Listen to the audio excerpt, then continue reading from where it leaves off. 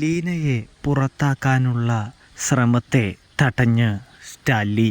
അങ്ങനെ പ്രിയ പ്രേക്ഷകരെ, കൂട്ടുകാരെ, മഴ തൂരും മുമ്പിൽ നമ്മുടെ സ്റ്റാലിൻ്റെ അപ്പനാണെങ്കിൽ വന്നെത്തുകയാണ് സ്റ്റാലിൻ്റെ ബംഗ്ലാവിലേക്ക്.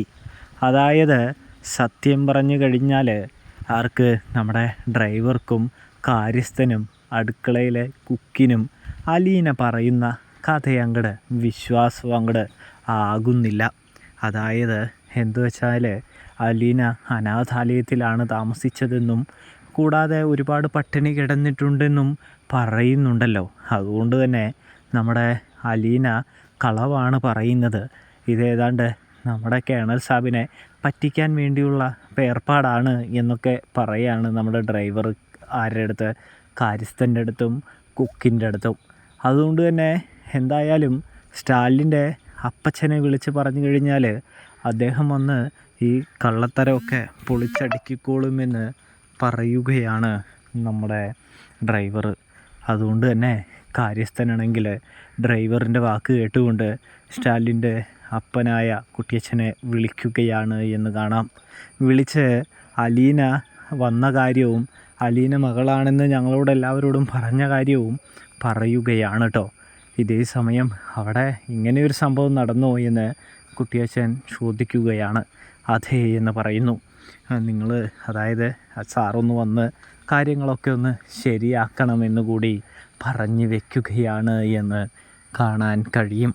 ഇതേ സമയം കുട്ടിയച്ഛനാണെങ്കിൽ അവിടേക്ക് വരികയാണ്. ഇതിനു മുമ്പ് ഡ്രൈവർക്ക് വേണ്ട ചോദ്യങ്ങൾക്കുള്ള മറുപടി അലീന കൃത്യമായിട്ട് കൊടുക്കുന്നുണ്ട് എന്ന് കാണാൻ സാധിക്കും. ഡ്രൈവറാണെങ്കിൽ ഏതാണ്ട് ഒരു ജാതി ഇങ്ങനെ പതറി അലീനയോട് മെല്ലെ ചോദിക്കുന്നുണ്ട്, കുട്ടി സത്യത്തിൽ ആരാണ്? കുട്ടിയുടെ ബന്ധം, അതായത് സാറുമായിട്ടുള്ള ബന്ധം എന്താണ്? കുട്ടിക്ക് അച്ഛനുണ്ടെങ്കിൽ അപ്പോൾ കേണൽ സാർ ആരാണ് എന്ന് ചോദിക്കുകയാണ്. ഇതേ സമയമാണെങ്കിൽ നമ്മുടെ അലീന പറയുന്നുണ്ട്, കേണൽ സാറ് തൻ്റെ പപ്പയാണെന്നും തന്നെ ഇവിടെ കൊണ്ടുവിട്ടതാണ് തൻ്റെ അച്ഛനും എന്ന് പറഞ്ഞുകൊണ്ട് തന്നെ ഡ്രൈവറിൻ്റെ അടുത്ത് കഥ പറയുന്നുണ്ട്, അനാഥാലയത്തിൽ കിടന്ന കഥ.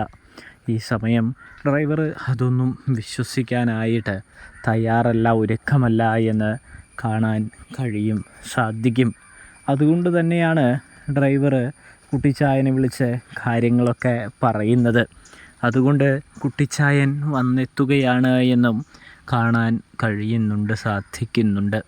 ഇതേ സമയമാണെങ്കിൽ നമ്മുടെ അലീനയാണെങ്കിൽ അവരുടെ ഓരോരുത്തരുടെയും കള്ളത്തരങ്ങളും തൻ്റെ അച്ഛനോട് ചെയ്തു വച്ചിരിക്കുന്ന ചതികളുമൊക്കെ തിരിച്ചറിയുന്നുണ്ട്, കണ്ടെത്തുന്നുണ്ട് എന്ന് കാണാൻ സാധിക്കുന്നുണ്ട്.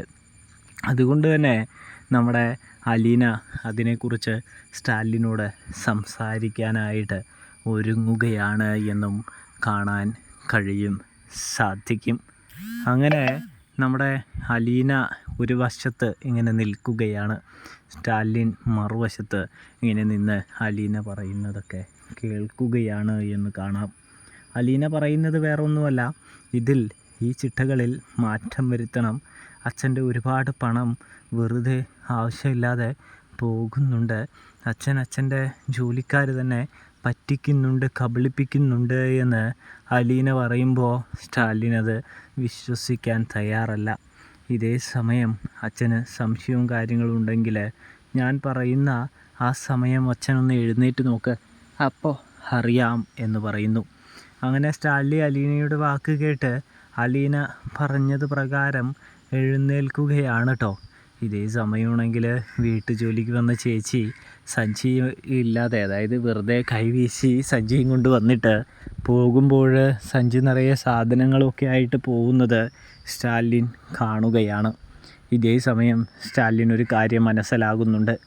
അതായത് എന്താണെന്ന് വെച്ചാൽ തൻ്റെ മകൾ പറഞ്ഞത് തന്നെയാണ് ശരി, തന്നെ ഇവരെല്ലാവരും ഒരുപാട് കബളിപ്പിക്കുന്നുണ്ട്, പറ്റിക്കുന്നുണ്ട് എന്ന് സ്റ്റാലിൻ മനസ്സിലാക്കുകയാണ്. അതുകൊണ്ട് തന്നെ ഇതിന് അറുതി വരുത്താൻ അലീന മോള്, തൻ്റെ മോള് പറഞ്ഞത് തന്നെയാണ് ശരി എന്ന് തിരിച്ചറിയുന്ന സ്റ്റാലിൻ കാര്യങ്ങളൊക്കെ അലീനയുടെ പക്ഷത്തേക്ക് നീക്കുകയാണ് എന്ന് കാണാൻ സാധിക്കുന്നുണ്ട്. ഇവിടെയാണെങ്കിൽ അലീനയുടെ കീഴിലേക്ക് കാര്യങ്ങൾ മാറുന്നത് കൊണ്ട് തന്നെ അവർക്കതൊന്നും അത്ര വലിയ പിടിക്കുന്നൊന്നുമില്ല. കാരണം അലീനയുടെ ചിട്ടയായിരിക്കും ഇനി, കേണൽ സാബിൻ്റെ അല്ല. അതുകൊണ്ട് തന്നെ നേരത്തെ എഴുന്നേൽക്കണം, കൃത്യമായിരിക്കണം കാര്യങ്ങളൊക്കെ എന്ന് അവർക്കറിയാം.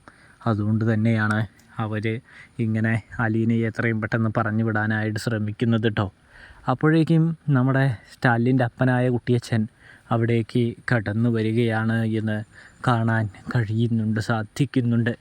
അലീനയെ കണ്ടതും കുട്ടിയച്ഛനാണെങ്കിൽ ഒരുപാട് ഞെട്ടുന്നുണ്ട്. കാരണം തൻ്റെ ഭാര്യയുടെ അതേ മുഖച്ഛായയാണ് അലീനയ്ക്ക്. അതൊന്നാമത്തെ കാരണം. എന്നിരുന്നാലും ഉറപ്പിക്കാനായിട്ട് കഴിയില്ല. എങ്ങനെയായാലും പറഞ്ഞു വിടണമെന്ന് വിചാരിച്ചുകൊണ്ട് കുട്ടിയച്ഛനാണെങ്കിൽ നിൻ്റെ സേവനമൊന്നും ഇവിടെ വേണ്ട, നീ ഇവിടെ നിന്ന് ഇറങ്ങി പോയേ മതിയാവുകയുള്ളൂ എന്ന് പറയുകയാണ് എന്ന് കാണാൻ സാധിക്കുന്നുണ്ട്. ഇതേ സമയം അലീന ചോദിക്കുന്നുണ്ട്, അല്ല നിങ്ങൾ ആരാണ് എന്ന് ചോദിക്കുന്നത് കാണാൻ സാധിക്കും. ഇതേ സമയമാണെങ്കിൽ എന്നെ നിനക്ക് മനസ്സിലായില്ലേ എന്ന് ചോദിക്കുന്നു. ഇല്ല എന്ന് പറയുന്നു. ഇതേ സമയം നമ്മുടെ സ്റ്റാലിൻ്റെ അപ്പനാണെങ്കിൽ പറയാണ്, ഞാനാണ് ഇവിടുത്തെ സ്റ്റാൻലി ജോസഫിൻ്റെ അപ്പൻ കുട്ടിയച്ഛൻ എന്ന് പറയുന്ന കാഴ്ച കാണാൻ സാധിക്കുന്നുണ്ട്.